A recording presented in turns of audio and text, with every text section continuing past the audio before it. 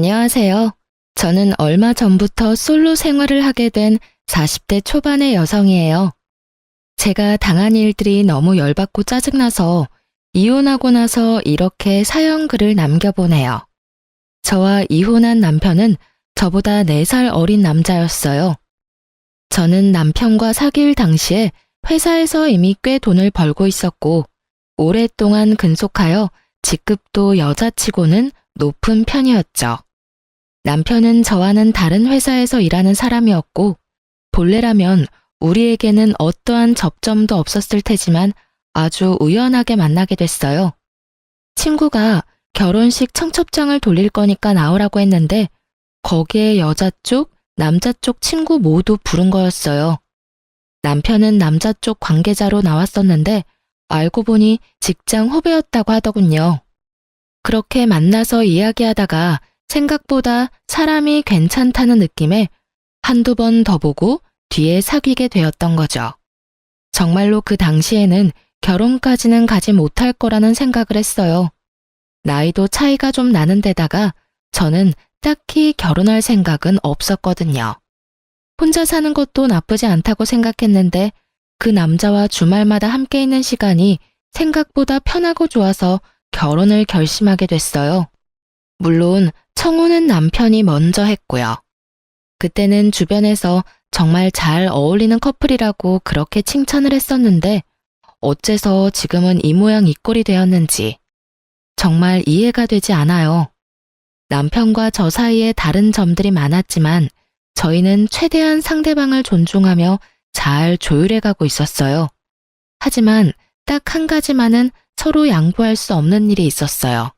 바로 돈과 관련된 일들이었죠. 저는 남편보다 돈을 많이 버는 데다가 큰 돈을 써야 할 때는 큰 돈을 써야 뒤탈이 없다고 생각하는 사람이었어요. 특히 가방, 옷, 구두, 장신구 같은 건 하나를 마련하더라도 제대로 좋은 걸 마련해야 한다고 생각했죠. 중요한 장소나 중요한 상황에 사용할 것들은 좋은 것으로 마련하는 것이 저에게도 좋은 이미지를 심어준다고 생각하고 있었거든요. 그렇다고 제가 엄청나게 많은 명품을 쇼핑하는 그런 쇼핑광은 아니에요. 2년에 한 번 짝수년도에 제 생일에 저를 위해 준비를 한 물건들이었어요. 충분히 월급을 모으면 살 수 있는 물건들이었죠. 터무니없을 만큼 비싼 브랜드보다는 최대한 나이에 맞는 가격대가 조금은 저렴한 브랜드를 선호했고요. 귀걸이와 목걸이 같은 장신구들은 어릴 때부터 순금과 순은을 사용할 수밖에 없었어요. 금속 알러지 때문에 어릴 때부터 하나씩 유행에 타지 않는 디자인으로 골라왔었거든요. 그랬기 때문에 평상시에 입는 옷들이나 가방은 그리 비싸지도 않고 가끔은 정말 홈쇼핑에서 파는 4개 몇만 원짜리 옷이 거의 대다수였어요. 그렇지만 남편은 저와는 좀 달랐어요. 돈은 웬만하면 쓰지 않았어요. 그런 점이 신중하다고 생각했지만 지금에 와서 보면 그냥 구두쇠 쫌생이었을 뿐이었어요. 남편에게는 돈 그 자체보다 중요한 건 없는 것처럼 보였거든요. 자기 통장 잔고를 보며 좋아하는 사람이 남편이었고 솔직히 이런 면모가 오히려 신뢰를 줬죠. 돈을 사랑하는 거라면 결혼하고도 굶어 죽을 일은 없을 것이고 다른 여자에게 마음을 빼앗기지도 않겠다 싶었거든요. 그러나 문제는 시부모에게도 있었어요. 시부모와의 첫 만남에서 아주 눈밖에 나버렸거든요. 첫 만남에서 그럴 일 크게 없는데 말이죠. 그건 상견례 날이었어요. 그 전에도 시부모를 만난 적이 있었지만 상견례 날이라 저도 신경을 많이 썼었어요. 최대한 단정해 보이는 비싼 옷에 명품 가방을 메고 갔거든요. 솔직하게 말해서 둘 다 5년도 더 전에 산 옷들이었지만 워낙 유행을 타지 않는 디자인이라 시간이 흘렀어도 괜찮은 편이었거든요. 게다가 중요한 자리이니 최대한 저를 꾸밀 필요도 있다고 생각했고요. 그런데 상견례에서 시부모는 저를 사치스러운 여자로 몰아가더군요. 왜냐면 지나가던 사람이 제 가방을 보고는 1,000만 원 정도 되는 금액일 거라는 말을 시부모가 들었던 것 같아요. 전후 사정은 잘 모르겠지만 시부모는 행인의 그 말에 제가 사치스러운 사람이라고 아예 판을 박아버리더군요. 솔직하게 말해서 시부모가 될 어른을 만나러 오는 자리에 누가 후줄근하게 입고 오고 싶겠어요? 게다가 두 가족이 만나는 자리에서 부모님 면도 있으니 어느 정도는 체면을 차려야 하는 거라고 생각했거든요. 상견례에 옷을 따로 사는 사람들까지 있는 반면에 저는 있는 옷으로 해결한 거니 그렇게 치면 그리 사치스러운 것도 아니었는데 말이죠. 남편이 이미 식장을 잡아놨으니 시부모도 뭐라 하지는 않았지만 제게 그러더군요. 우리 집에 시집 올 거면 사치스러운 버릇은 버려야 한다고요. 검소함이 가장 미덕이라면 말을 하는데 저를 못마땅해 하는 모습이 정말로 가득했죠. 정말 웃기게도 그 당시에는 아무 생각도 없이 네 하고 대답했어요. 제가 사치스러운 버릇을 가지고 있다고 생각지 않았으니까요. 그런데 적은 시부모만이 아니었죠. 남편도 결혼을 하고 나니 제가 조금이라도 비싼 물건을 사면 제발 아끼면서 살라며 난리를 치더라고요. 그러다가 그 일이 터져버렸죠. 시댁 친척 결혼식 날이 일주일 앞으로 다가온 날, 제가 휴대폰으로 원피스를 구경하고 있었어요. 자기야, 이 원피스랑 이거 중에 뭐가 괜찮아? 어? 갑자기 웬 원피스야? 그리고 가격이 너무 비싸잖아. 굳이 이렇게 비싼 옷 살 필요 있어? 가지고 있는 옷 중에 아무거나 입고 가. 계절에 맞는 원피스가 별로 없어. 그리고 나는 일 때문에 정장형 옷이 많으니까 원피스도 없고. 그리고 한 번 살 때 좋은 거 사고 싶어서 그러는데 왜 맨날 잔소리야? 당신 가지고 있는 것들도 비싼 거 많잖아. 굳이 비싼 거 뭐하러 사? 싼 거 여러 개 사면 더 좋잖아. 양만 많다고 다 좋은 거야? 그런 건 어차피 오래 못 입어. 비싼 옷은 비싼 값을 하는 거라고. 그리고 나도 일할 때는 싼 거 입고 다니잖아. 그러니까 비싼 거 사지 말고 여기 3, 4만 원짜리 있네. 이런 거 사서 입으면 되지. 남편이 골라주는 걸 보니 답이 없더라고요. 안감도 없고 어린애들 취향의 원피스에 결혼식에 입고 갈 옷은 절대 아니었죠. 이게 나한테 어울린다고 생각해? 그리고 이런 걸 남의 결혼식에서 어떻게 입어? 솔직하게 말해서 내가 돈을 허투루 쓰면 나도 할 말 없어. 그치만 내가 1년에 옷 사는 돈이나 당신이 1년에 옷 사는 돈이나 똑같은 건 알고 있지? 당신은 싼 걸 100벌 사고 나는 비싼 걸 5벌 살 뿐이야. 그런 나한테 매번 사치스럽다고 검소하게 굴라는 건 좀 어이없는 일 아니야? 솔직히 당신이 비싼 물건이 많은 건 사실이잖아. 이러니 엄마도 매번 걱정하는 거고. 그렇다고 내가 당신한테 돈을 더 달라고 했어? 아니면 당신한테 돈을 빌린 적이 있어? 그런 적도 없는데 왜 내가 당신한테 그런 잔소리를 들어야 하냐고. 그리고 내가 돈 모아놓은 게 당신이 모아놓은 거보다 훨씬 많아. 그런데 왜 내가 과소비하는 것처럼 말하는데? 이거 봐. 본인이 잘못한 것도 모르고 고칠 생각도 안 하네. 이러니까 우리 엄마가 당신한테 매번 그러는 거라고. 선 넘지 마. 내가 뭘 잘못했는데? 비싼 거 사면 다 죄인이야? 내가 다른 사람 20벌 살 거 한 벌만 사겠다는 게 그렇게 욕먹을 짓이야? 눈이 있으면 옷장을 봐. 거기에 내 옷보다 당신 옷이 훨씬 많은 건 몰라서 그래? 가격만 저렴한 옷이 수백 벌 있는 당신한테 내가 왜 그런 소리 들어야 하는데? 그리고 어머님 운운하는 것도 웃겨.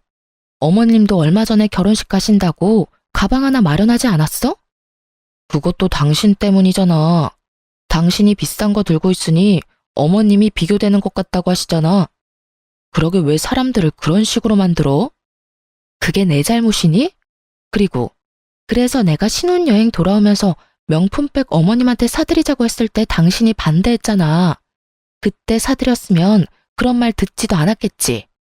결국 제 말에 대꾸할 말이 없었는지 남편 놈이 모르겠으니까 알아서 하라며 나가더군요. 저도 열이 받을 대로 받았어요. 제가 뭘 잘못했어요? 남들이 싼 걸로 여러 개 살 때 모아두고 아껴뒀다가 비싼 거 하나 사는데 그게 왜 남들한테 욕먹을 짓이 된 건지. 그렇게 친척 결혼식 날이 오고 저는 남편과 따로 이동하기로 했어요. 제가 가야 할 곳이 있다고 하고 남편을 먼저 보낸 거죠.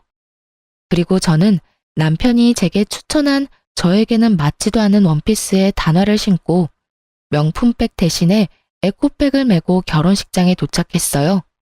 결혼식장에 들어서니 다들 안 보는 척 보고 있더군요. 시부모와 남편이 눈에 보여 아는 척하며 다가갔더니 시부모가 화난 얼굴로 저한테 그러더군요. 너 이게 무슨 꼴이야? 이러고 남의 결혼식장에 와? 안감도 없어서 훤히 비치는데. 어머님, 이 원피스는 남편이 골라준 3만 원짜리 원피스예요. 비싼 거 절대 사지 말라고 화를 내면서 이걸 골라주더라고요. 남편 의견대로 입고 왔는데 어디 이상한가요? 그리고 어머님도 항상 저한테 비싼 거 가지고 다닌다고 뭐라고 하시잖아요. 그래서 최대한 검소하게 입고 온 건데. 아무리 검소해도 때와 장소가 있는 법인데 너 정말로 며느라기한테 저 옷 입으라고 했어? 아니, 잠깐 싸우다가 제일 싼 옷이 있길래 이야기한 것뿐이에요. 설마 제가 일부러 그랬겠어요? 그렇게 별로야? 평소에는 그렇게 비싼 거 입지 말라더니 이런 거 입고 오니 아예 옆에 있기 싫어? 당신 원하는 대로 해줬는데 왜 싫을까? 그렇게 말하자 남편이 한숨만 푹푹 쉬더군요. 제가 왜 친지 가족들 모이는 자리에서 비싼 걸 입는데요. 남편 체면 세워주려는 것도 모르고 사람을 그렇게 구박하다니. 후줄근하게 입은 제 모습에 아예 곁으로도 안 오려고 하면서 매번 검소 타령은 왜 하는 거냐고요. 그리고 시모를 보니 시모는 남편 말대로 명품 가방을 하나 마련해서 가지고 왔더군요. 어머님, 가방을 새로 사셨네요? 검소한 거 따지시는 분이 명품 가방 가지고 있는 거 보니까 기분이 많이 이상하네요. 항상 사치스럽다고 싫어하셨잖아요. 그래서 저도 오늘은 에코백을 준비해 왔는데 오늘따라 안 맞았네요. 제 말에 시모는 뭐라 말해야 할지 모르더군요. 아마 제가 좋은 옷과 가방을 들고 올 거라고 생각한 듯 했어요. 그런데 막상 후줄근한 모습으로 나오니 그것도 싫은 모양이었죠. 도대체 어느 장단에 맞추라는 건지. 며느리가 안 꾸미고 후줄근하게 다니면 그 욕은 남편과 시모가 듣는다는 걸 모르는 것 같더라고요. 주위에 있는 사람들도 우리 대화를 들었는지 아니면 그런 짐작을 했는지 수군거리더군요. 모르는 사람이 들으면 시모와 남편이 며느리를 갈궈서 저렇게 후줄근하게 입고 오게 된 줄 알 테니까요. 하긴 다를 건 없었죠. 결혼 후 내내 저를 마치 낭비벽 환자처럼 몰아가며 사치스럽게 굴지 말라며 잔소리해댔으니까요. 그런 사람들이 명품을 가지고 있으면서 아무것도 없는 며느리 혼내는 걸로만 보일지도 모르죠. 아니면 불쌍한 며느리만 아무것도 가지지 못한 것처럼 보일 수도 있고요. 결국 시부모는 주변에서 한 소리 듣게 됐죠. 그리고는 그 뒤로는 사치니 검소니 그딴 소리 안 듣게 됐어요. 결혼식에서는 사진도 못 찍게 하는 바람에 가족 사진도 못 찍었죠. 후줄근하게 입고 다니면 옆에 오지도 못하게 하고 비싼 거 입고 다니면 돈지랄 하냐며 잔소리하는 시댁 행태에 정말 어이가 없었지만 그래도 이번 일을 기회로 잔소리는 더 이상 듣지 않게 됐어요. 제가 빡 돌면 이런 짓을 저지른다는 걸 알게 된 남편과 시모는 그 뒤로 저한테 아무 말 하지 않았어요. 그래서 정말 편하게 결혼 생활을 할 수 있었죠. 그리고 결혼 4년 차쯤에 애를 가지려고 그렇게 애를 쓰던 그때 저는 제 물건이 사라지는 일을 겪게 됐어요. 제 물건과 옷을 보관하는 옷장에 넣어둔 가방 하나가 감쪽같이 사라졌더라고요. 제가 어디 잘못 놔둘 성격도 아니고 비싸게 주고 산 물건이 있는 만큼 모든 것은 제자리에 두고 있거든요. 그런데 자주 쓰지는 않던 가방이 사라지니까 당황했죠. 그것도 집안에 놔둔 게 사라져버렸으니 의심할 사람은 남편뿐이었잖아요. 저는 먼저 남편에게 물었어요. 여보, 혹시 저기 있던 가방 못 봤어? 가방이 하나 없어졌네. 가방? 난 모르겠는데. 누가 봐도 여자 가방이면 내가 가져갔을 리도 없고. 혹시 다른 데 놔두고 잊어버린 거 아니야? 태연스러운 남편 말에 저는 정말로 심각하게 제가 잊어버린 게 아닐까 하는 생각이 들 정도였어요. 그렇지만 아무리 생각해도 다른 데 놔둔 생각이 들지는 않아서 현관 앞을 비추는 홈캠을 뒤져봤어요. 그 홈캠은 결혼 초에 달아놓은 건데 당시 근처에 도둑이 많이 들어서 입구를 비추는 홈캠을 달아놨던 거예요.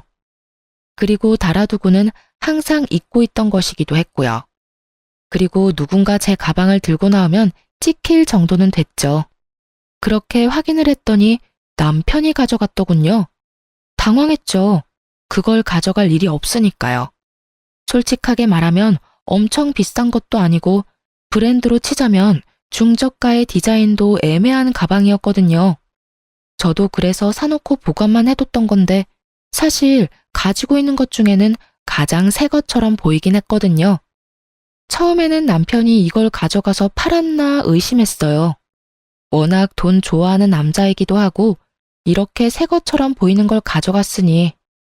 하지만 굳이 가져갈 거면 더 비싼 게 있는데 왜 그걸 가져갔나 싶은 마음도 있었거든요. 아니면 시모에게 갖다 줬나 싶었는데 그건 또 아니었어요. 애매모호한 상황에 남편을 의심하는 것도 좀 그렇고 하나 정도는 용서해주겠다는 생각을 하면서 일단 제가 가진 물건들 중 비싼 건 다 친정으로 옮겨놨어요. 그리고 원래 있던 자리에는 가짜 물건들만 채워넣었죠. 남편이 계속 이런 일을 할지 하지 않을지도 알아내야 했지만 그 이상으로 제 물건들 중에 더 비싼 물건을 잃어버리고 싶지 않아서 선택한 방법이었어요. 그렇게 한 달이 지났는데 물건들은 그대로였어요. 그래서 저는 남편에게 차라리 물어보고 다시 진품을 가져올까 하는 생각을 했죠. 그런데 그 생각을 한 저녁에 집에 왔더니 제 물건이 또 없어졌더군요. 도금된 팔찌와 목걸이였죠. 어차피 사용하지 않는 물건이었지만 도대체 이것들이 어디로 가는지는 궁금했어요. 남편이 팔았나? 그것도 아니면 누구에게 줬나? 온갖 생각이 들었죠. 그래서 남편에게 이야기하겠다는 생각을 일단 접고 일단 남편 뒤부터 캐기로 했죠. 쓰지 않고 모아뒀던 연차를 몰아쓰고 일주일을 내리 남편 뒤만 쫓았어요. 친구 차 빌려서 내심 안 들키도록 주의해서 쫓았는데 처음에는 남편이 아무런 행동도 안 하더군요. 그래서 제가 너무 예민했나 싶었는데 5일째 되던 날 딱 꼬리를 잡았죠. 남편이 웬 여자와 밖에서 만나는 걸 발견했거든요. 제가 한 번도 다녀본 적 없는 장소였고 남편도 제가 본 적 없는 옷을 입고 있더군요. 만약 스쳐 지나갔다면 남편인지 못 알아봤을 거예요. 두꺼운 뿔테 안경까지 쓰고 있으니 정말 딴 사람 같았거든요. 그리고 상간녀를 살피는 순간 남편이 제 물건을 어디에 사용했는지 알 수 있었죠. 그 여자의 어깨에는 제 가방이 자세히 살펴보니 팔찌와 목걸이도 이미 목과 팔에 있더군요. 순간적으로 화가 확 올랐어요. 저한테 왜 이런 일이 벌어져야 하는지 정말 눈앞이 캄캄하더군요. 분노와 답답함으로 아무것도 못하겠더라고요. 그날은 사진과 동영상을 찍고는 온몸에 화가 뻗쳤는지 몸살 기운이 있어 집으로 돌아왔어요. 거의 몸져 누워있는데 자정이 다 돼서야 남편이 집으로 들어오더군요. 증거를 더 모을 때까지 남편에게 제가 알고 있다는 걸 알리기 싫어서 겨우 말을 꺼냈는데 생각보다 더 뾰족한 목소리가 나와버렸어요. 당신 도대체 어디 있다가 이제 오는 거야? 친구 좀 만나고 왔어. 왜 이렇게 기분이 나빠? 기분이 왜 나쁘냐고? 아픈데 남편이라는 사람이 들어오지도 않고 연락도 안 되니까 짜증난 거지. 어디가 아픈데? 몰라.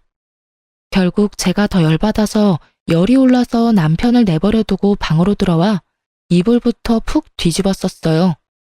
그런데 남편 놈 마음이 바뀐 게 티가 여기서 나더라고요. 그전에는 제가 아프다고 하면 죽이며 약이며 챙겨주기 바쁘던 남편이 다음 날이 되어도 다다음 날이 되어도 제게 관심 하나 없더군요. 아프냐고 묻지도 않더라고요. 거기서 제 인내심은 뚝 끊어졌죠. 그 여자에게 잠깐 홀릴 수는 있다고 생각해요. 잠시 눈이 갈 수 있지. 그래도 제게 돌아오기만 한다면 받아줄 생각이 있었지만 아예 저는 뒷전이고 그 여자가 우선인 모습을 보니, 그리고 그걸 숨길 생각도 못할 정도로 빠져있는 걸 보니 이건 그냥 한순간의 바람이 아닌 것 같더군요. 결국 저도 참지 못하고 남편에게 추궁하기 전에 그 상간녀부터 아작을 내기로 결심했어요. 저는 제일 비싸고 좋은 물건들로 한껏 치장한 뒤에 상간녀를 만나러 갔어요. 사실 그 여자 집과 회사는 이미 파악해 놓은 상태였거든요. 집에서 나오는 상간녀에게 말을 걸었어요. 어딜 그렇게 바쁘게 가요? 저희 남편 만나러 가요? 그렇게 이야기하자 상간녀 얼굴이 확 굳으면서 저를 확인하더군요. 그리고는 제가 걸친 것들을 보고서는 얼굴이 확 일그러지더라고요. 그게 무슨 소린지 다 알고 왔어요. 당신 내 남편이랑 바람 피우는 거. 그래서 언제까지 이 짓 할 거예요? 뭘요? 알고 왔으면 뭐요? 언제까지 이 짓 할 거냐고요? 당연히 오빠가 저한테 마음 있는 동안은 계속되지 않겠어요? 뾰족한 말로 말하는 상간녀는 무척 당당했죠. 저를 보고 무슨 생각이 들었는지는 모르겠지만 굉장히 공격적이고 당당한 모습에 저도 살짝 당황했거든요. 미쳤어? 아가씨, 뭘 모르나 본데 와이프 있는 남자랑 바람 피우면 그건 범죄야. 간통죄는 폐지됐어도 상간녀 소송까지 안 되는 건 아니거든? 나는 당신한테 상간녀 소송 걸 거고 그걸 내 남편이 대신 내줄 거라는 기대는 안 하는 게 좋을 거야. 그러니까 이만하고 남의 남편한테 손 떼. 내가 왜요? 우리 사이 방해하는 건 아줌마죠. 어디가 얼마나 못났으면 남편한테 사랑조차 못 받고 버림받았으면 여기가 어디라고 당당하게 따지러 와요? 다 당신이 못나서 생긴 일인데 저한테 따지지 말고 당신 남편한테 따지세요. 헤어진다고 하면 헤어지고 아니라면 아닌 거죠. 오빠가 저를 바라는 동안에는 저도 오빠 만날 거예요. 그리고 오빠가 저를 생각하는 마음이 생각보다 크거든요. 제가 오빠에게 이혼해달라고 하면 당장 해줄 사람이라고요. 기세가 등등하다는 말이 이런 말이겠죠. 본처를 앞에 두고도 상간녀가 저렇게 당당한 건 세상이 말세라서 그런 걸까요? 아니면 전연이 그런 싸가지 없는 년이라서 그런 걸까요? 정말 오만 가지 생각이 오갔어요. 그래서 상간녀에게 말해줬죠. 아주 기세가 등등하네. 남의 남자 꼬셔서 나쁜 짓 하고 있는 주제에 뭐가 그렇게 당당해? 그리고 알고 있는지 모르겠지만 우리 남편이 너한테 준 물건 있지? 지금 착용하고 있는 팔찌랑 목걸이 그리고 가방. 그거 싹 다 내 물건이고 나는 도난당한 물건 찾다가 남편 바람까지 찾게 됐어. 그리고 하나 말해두는데 네가 받은 물건들은 다 짝퉁이야. 그 남자가 준 거 싹 다. 그리고 너도 짝퉁이고. 죄송하다고 빌어도 모자랄 판에 뭐? 지금 이판사판이다 이거지? 이렇게 되면 나도 못 참아. 너랑 우리 남편 둘이 잘 되는 꼴 내가 가만 보고 있을 줄 알고? 너희들 있는 곳곳마다 쫓아다니면서 불륜이라고 소문내줄게. 어디서도 환영받지 못하도록 해줄 자신 있으니까 원하면 붙어봐. 명예훼손? 나는 그딴 거 안 무서워.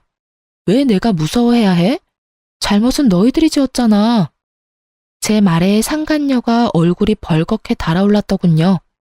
이제 와서 새삼스레 부끄럽다는 감정을 느낀 건 아닐 테고 아마 나름대로 화가 났나 보더라고요.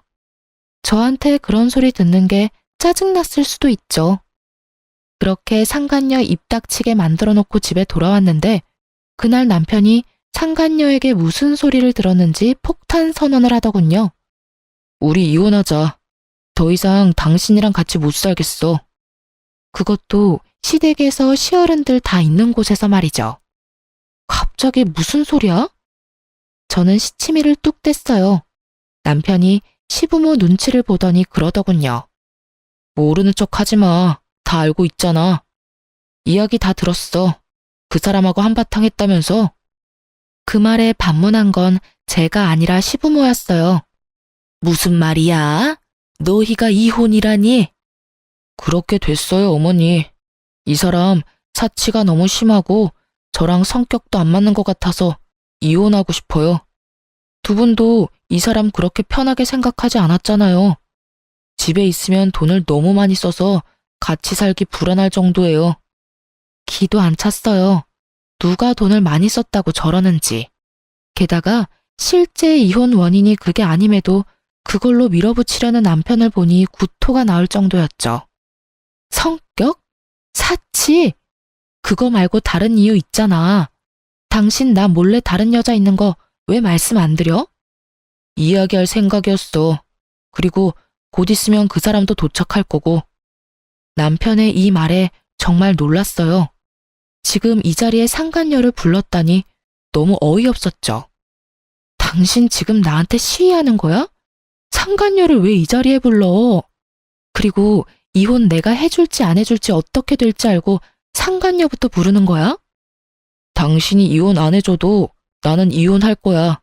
그 여자랑 이미 약속했어. 당신이랑은 정말 다른 여자야. 여리고 착하고 얼마나 검소한데.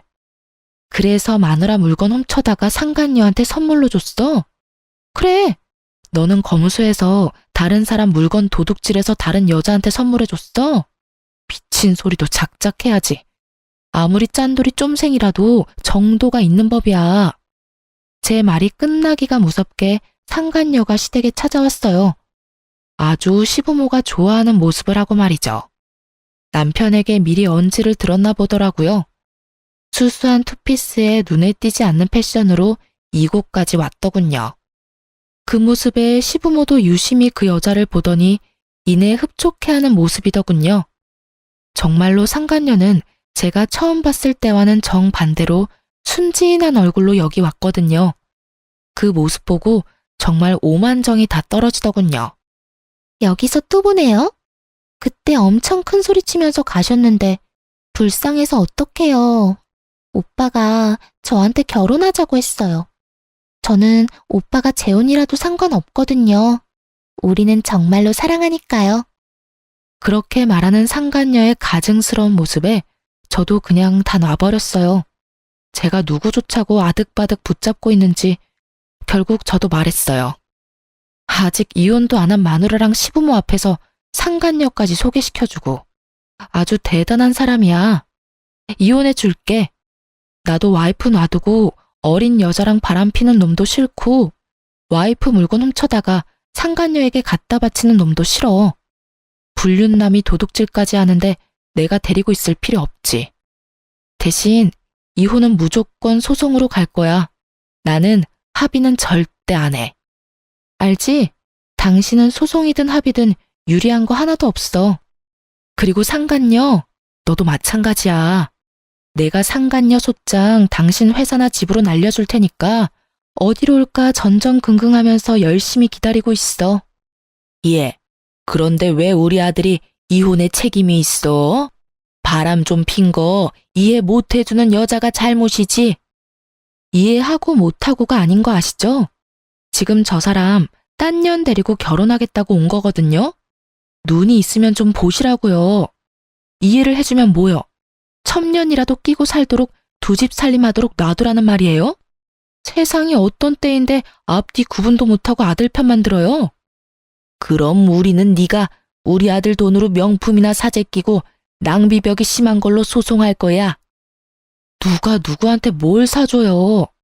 당신 도대체 시어른들한테 뭐라고 거짓말한 거야? 어머님, 똑바로 들으세요. 제가 가지고 있는 비싼 물건들 중에 남편이 사준 거 단 하나도 없어요.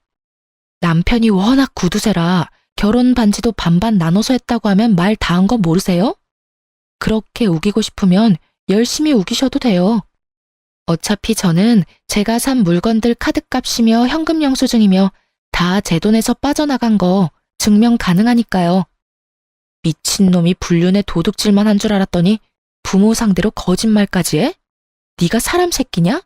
짐승 새끼도 이딴 짓은 안 할 거야. 제 말에 시부모는 꿀먹은 벙어리가 됐어요. 그리고 남편 놈도 당황하고 있었죠. 막판에 자기가 한 거짓말이 들통날 줄은 몰랐나 봐요. 그리고 그간의 시부모가 저의 사치를 탐탁치 않게 생각한 것도 이제야 그 이유가 명확해졌죠. 시부모님은 제가 남편 돈으로 사치한다고 생각하셨던 모양이에요. 남편이 그렇게 말해줬으니 그렇게 철석같이 믿고 있었던 거죠. 그렇지만 그게 거짓말이었다는 걸 알게 되니 그간 저한테 한 짓들이 새삼 민망했던 모양이에요. 아무 말 없이 남편과 저만 번갈아 보며 쳐다보더군요. 그리고 저는 남편 새끼 옆에서 조신 떨고 앉아있는 상간녀에게 말해줬어요. 한 가지만 더 말해줄게. 잘 들어? 저 남자가 너한테 무슨 말 했는지는 모르겠지만 난 저 남자랑 살면서 생활비 한 푼 안 받았어. 왜냐고? 내가 돈을 저 남자보다 더 많이 벌고 있거든. 그러니까 사실은 내 돈으로 그 집에서 생활하고 있었던 거나 다름없거든? 이것마저 증명하면 법원에서 뭐라고 판결할지는 알지?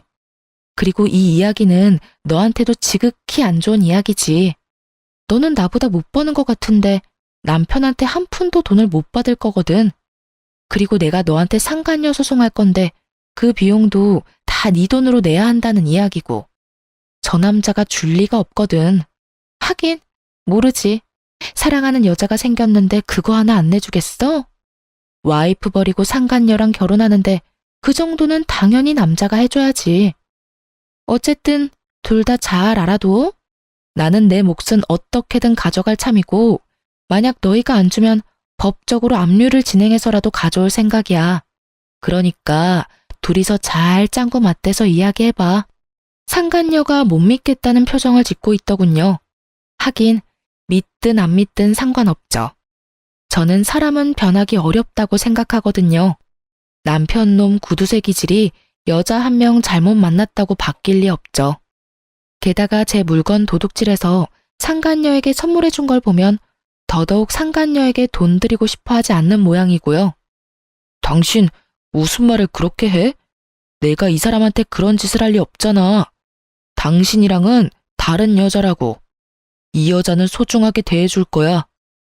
남편의 말에 상간녀가 내심 안심하는 표정을 짓더군요. 말이면 뭔들 못해요. 영원히 사랑하겠다고 해놓고는 상간녀랑 바람피고 있는 놈인데요. 거짓말이 한 번 어렵지 두 번은 얼마나 쉬운 일인지.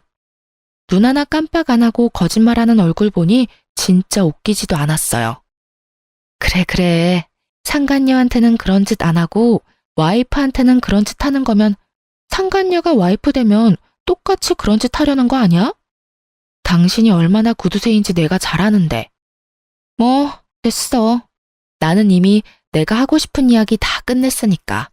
할 말 있어? 다른 할 말 없으시죠? 나는 당신 말 절대 안 믿어요. 오빠랑 헤어지기 전에 나랑 오빠 사이 이간질하려고 그런 거짓말하는 거 내가 모를 줄 알고? 졌으면 진 사람답게 꼬리 말고 도망이나 치라고요. 여기서 초치지 말고. 저는 바락바락 우기는 상간녀를 보며 한숨을 푹 쉬었어요. 말해줘도 모르는 저 멍청한 년에게 뭐라고 이야기해야 좋을지 모르겠더군요. 그래, 내가 이렇게 친절하게 설명해줬는데도 못 알아듣겠다 이거지? 뭐, 괜찮아. 머리가 나쁘면 몸이 조금만 더 고생하면 되지. 잘 봐. 불륜남, 도둑놈, 거짓말쟁이인 저 남자가 네가 데려갈 물건의 실체야. 예쁘고 행복하게 살아. 남의 남자 뺏은 더러운 년아. 제 막말에 상간녀 얼굴이 빨개지더군요. 저는 상간녀 앞에 있던 시모에게도 한마디 했어요. 어머님, 모르는 것도 죄라고 여태껏 자식이 저런 놈인지도 모르고 믿었던 거 생각하니 참 민망하시죠? 여태껏 저한테 빌부터 산 게 바로 당신 자식이세요. 그리고 오늘부로 반납할 테니까 앞으로는 더 이상 만나고 싶지 않네요. 뭐 며느리 그렇게 마음에 들어하지 않았는데 마음에 쏙 드는 여자가 와서 다행이죠. 저보다 돈을 훨씬 덜 벌어도 남편 내조만 잘하면야 걱정할 거 하나도 없겠네요. 잘 지내세요. 잠깐만 기다려봐라. 너 정말로 그 물건들 우리 아들 돈으로 산 거 아니니? 네, 제가 돈을 더 잘 버는데 제가 왜 그걸 사달라고 해요? 남편은 알아서 자기 돈 자기가 쓰고 있고 저희는 경제권 합치지도 않았거든요. 그런데 제가 산 물건을 자기가 사준 것처럼 말하니 어이가 없잖아요. 1,000만 원 넘는 물건을 남한테 사달라고 하는 것도 웃기고 내 능력만 되면 내가 사는 게 맞는 거고요. 그러면 네 월급이 아들 월급보다 훨씬 많다는 게 진짜로 사실이야? 그게 알고 싶으세요? 남편이랑 저는 직군도 다르고 직위도 달라요. 저는 남편보다 적어도 100만 원은 더 벌어요. 그러니까 제가 남편한테 사달라고 할 일도 없고요. 못하면 월급 명세서 보여드려요? 제가 메일로 온 월급 명세서를 보여주고 나서야 시모는 제게 아무 말도 안 하더군요. 그리고 제 월급 명세서를 본 상간녀는 눈에 띄게 불안해지기 시작했고요. 딱 보니 제 말이 사실인 것 같아서 초조한 거겠죠. 상간녀가 이런 초강수를 둔 건 아마 제가 비싼 물건으로 치장하고 간 탓이 큰 것 같았거든요. 명품을 걸친 제 모습에서 자신의 미래를 본 거겠죠. 돈의 출처가 아예 달라서 그런 미래는 없겠지만요. 서서히 밝혀지는 진실이 자기 생각과는 전혀 다른 방향이라는 걸 깨닫고 당황한 것처럼 보이기도 했어요. 당신도 월급 명세서 보여드려. 그래야 마지막 의문이라도 풀리실 거 아냐? 당신이 나를 이날 이때까지 남편 돈으로 사치나 부리는 여자로 만들어놨는데 마지막 오해는 풀도록 만들어드려야지. 그래야 어른들도 내가 왜 이렇게 발악하는지 잘 알겠지? 제 말에도 남편은 별 반응 없더군요. 시부모는 이미 남편 월급 수준을 아는 모양이었고 상간녀도 그런 모양이었어요. 상간녀는 남편이 아무것도 부정하지 않자 더 당황한 모습이었죠. 남편이 엄청나게 잘 벌어서 마누라한테 명품 사준 거라고 착각하고 있었을 테니까요. 정작 그 남편 새끼가 결혼 반지마저 반띵하는 완전 쫌생이 대장이었다는 걸 깨닫고 나니 지금 이 자리에 잘못 온 건 아닐지 걱정하고 있는 것 같았어요. 와이프에게 돈을 쓰기는커녕 와이프 물건 훔쳐다가 상간녀에게 선물하는 쓰레기가 자신이 빼앗은 남자라는 게 믿기지 않는 것처럼 보이기도 했죠. 저는 상간녀를 아래 위로 쳐다보며 친절하게 말해줬어요. 이 정도로 검소한 사람이면 다행이네요. 이 사람이 엄청난 구두쇠의 쫌생이거든요. 돈 한 푼 건드리는 것도 벌벌 떠는 남자 옆에서 잘 살아요. 그리고 고마워요. 이런 남자 데리고 가줘서요. 이번 기회 아니었으면 평생을 고생했을 테니까요. 당신한텐 엄청 화내긴 했지만 가만히 생각해보면 당신이 저 남자 데려가줘서 제가 자유의 몸이 되는 거니까 그것만큼은 고맙다고 생각해요. 그럼 잘 살아보세요. 그렇게 저는 시댁에서 나왔어요. 정말 속이 어찌나 시원하던지. 남편 놈의 행동을 모조리 알려주고 나니 진짜 마음이 너무 편했어요. 제가 받고 있던 오해도 다 풀려버렸으니 더할 나위 없었고요. 그렇게 저와 남편은 빠르게 이혼하게 됐어요. 애가 없다는 건 정말 다행이었죠. 애라도 있었으면 정말 5kg라도 그 여자랑 남편 회방 놓고 마음 다 뜬 남자랑 같이 살아야 했을지도 모르거든요.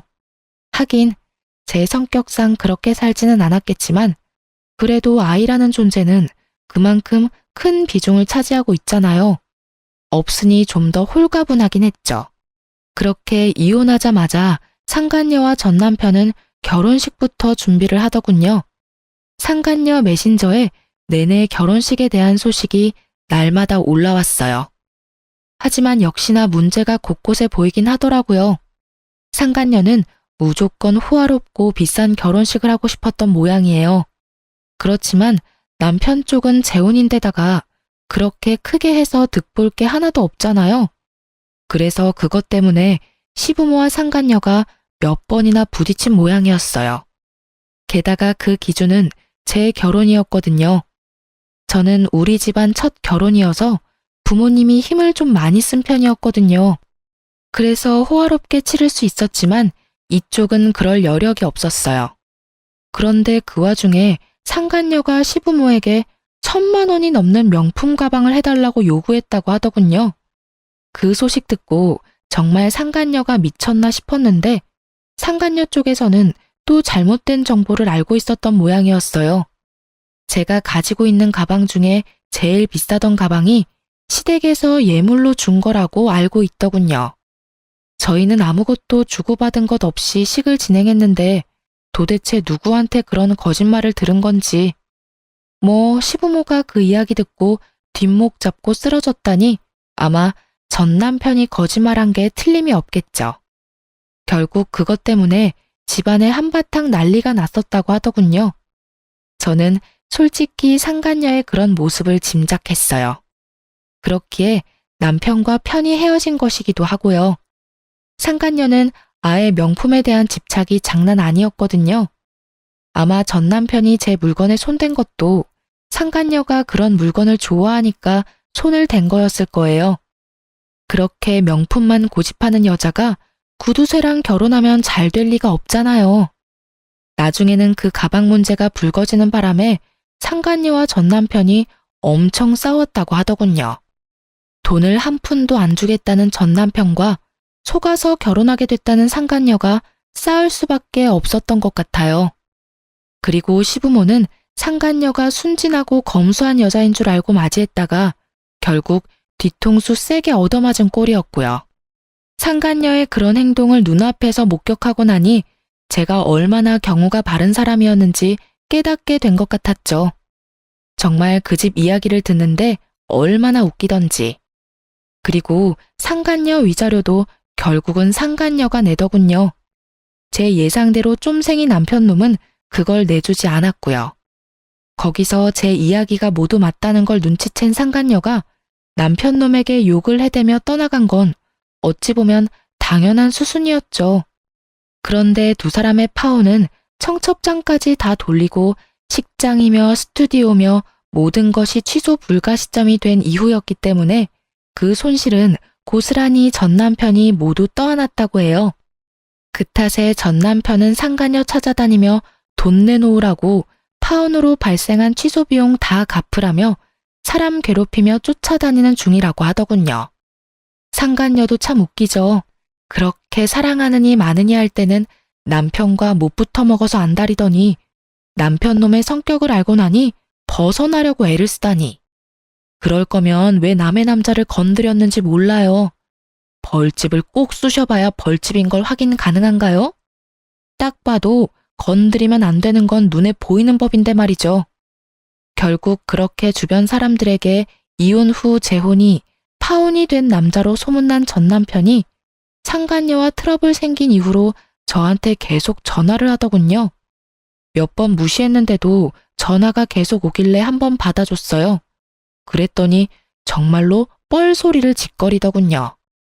내가 생각해보니까 정말로 내가 잘못했다는 생각이 들었어.